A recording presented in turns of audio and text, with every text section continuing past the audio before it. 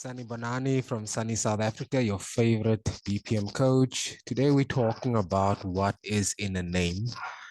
If you are called a chef, we all know what you do. If we called a cook, we all know what you do or what you're supposed to do. If you called a barrister, we all know what you're doing, what you're supposed to be doing. But if you want the right outcomes, then you need to maybe look at that job title that you give people in the BPM space. So if your goal is to make things better in your organization, which is what BPM is about, then you need to maybe consider changing the job title of your the job titles of your BPM practitioners. So we did a salary survey the other day, and we searched for the job family. So these guys are called BPM, business process management consultants. They're called BPM specialists. They called process analysts. But for me, if your job title is a process analyst, it means you are just analyzing processes.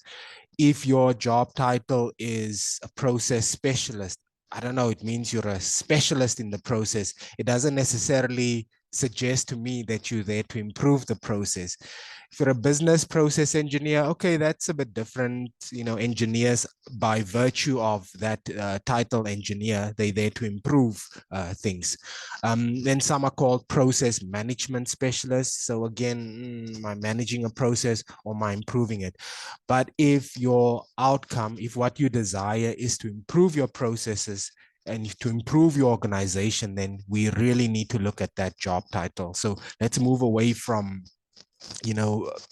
titles like analysts and specialists, and just call the guys process improvement specialists. So for example, we looked at salaries in the US the other day, and I'm just highlighting to you in yellow on your right.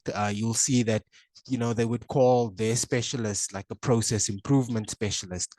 The second bullet here, they talk about a process improvement engineer. The third bullet here, they talk about a process improvement consultant. So again, the emphasis is on improvement, not so much analysis or, that sort of thing. Then in terms of the BPM managers, so we also looked at the salaries of BPM managers.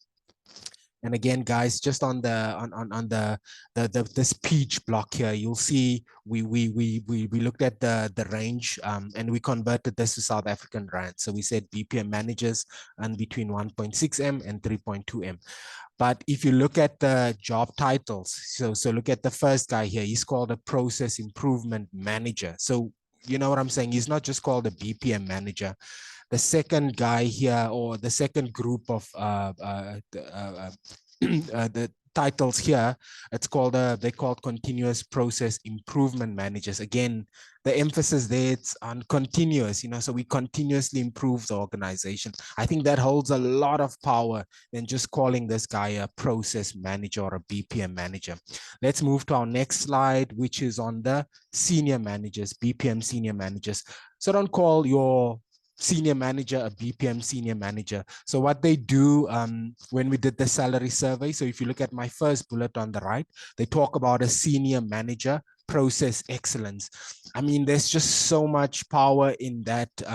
It creates such an image in your head, process excellence, it's like such a wonderful aspiration for an organization to have. The second bullet, we talk about senior manager business process improvement. Again, you get the gist of what I'm trying to say. Now let's look at the third bullet here. Here we talk about senior manager process management. I'm not sure about that. Yes, you're supposed to manage your processes, but I think really the value in BPM for organizations is in the improvement of business processes.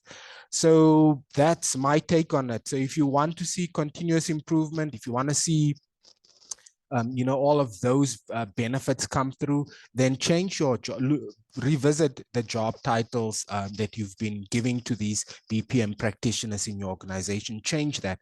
And then just to close, I think process improvement or business improvement shouldn't just be limited and relegated to the BPM specialists or practitioners.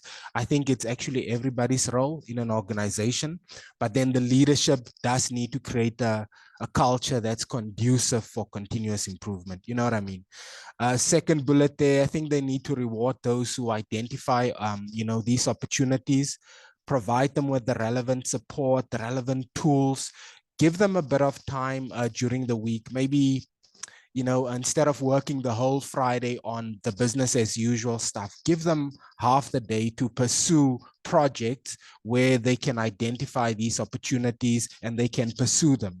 And again, that's where the support will then come in, because if they come to you and they say, we've identified an opportunity, you need to grant them the resources and the support and the tools to pursue that.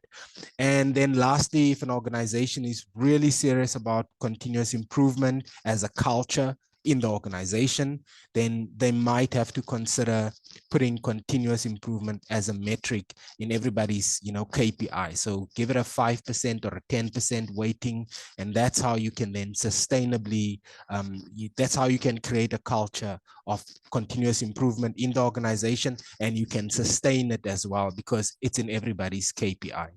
So that is it, guys.